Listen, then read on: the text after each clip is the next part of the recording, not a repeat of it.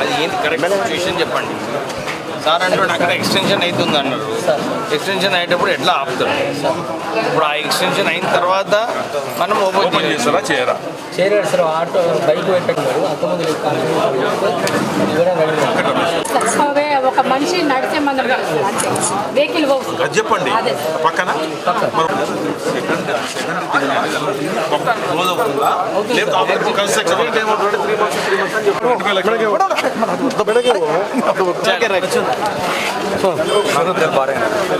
ఏం జరుగుతుంది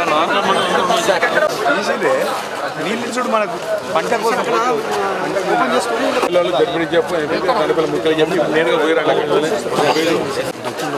ముఖ్యంగా మంచిర్యాల 6, 7, 8, 9, 10, 11, 12, 13, 14 సంబంధించిన రైల్వే ట్రాక్ అవతల ఉన్న ప్రాంతానికి ఈ మధ్యన అండర్ బ్రిడ్జ్ ఉంటే 3వ లైన్ కోసం అది కూడా డిస్టర్బ్ అవుతుంది. తర్వాత మరి అందరూ మా చైర్మన్ గారు వైస్ చైర్మన్ గారు కౌన్సిలర్స్ అందరి ఆ ప్రాంతం చాలా ఇబ్బంది కలుగుతుంది ఏదన్నా 2 వీలర్ కోసం అనే మాట మాట్లాడుతున్నాం. మేము అంత ప్లాన్ తోటి మరి ఖచ్చితంగా ముఖ్యమంత్రి గారి దృష్టికి మరి అదేవిధంగా మున్సిపల్ శాఖ మంత్రి దృష్టికి పోయి మొత్తం మీద అయ్యే విధంగా ప్రయత్నం చేయడం. ఇది కూడా కొంచెం వెనక మాట్లాడతాను. ఈ అండర్ బ్రిడ్జ్ 3వ లైన్ అవుతుంది. దానివల్ల ఏమి ఇబ్బంది ఉన్నది ఏమవుతుంది అన్నది వస్తుంది. హైటెక్ సిటీ కార్డు కూడా మరి ప్రత్యేకంగా మరి అది కూడా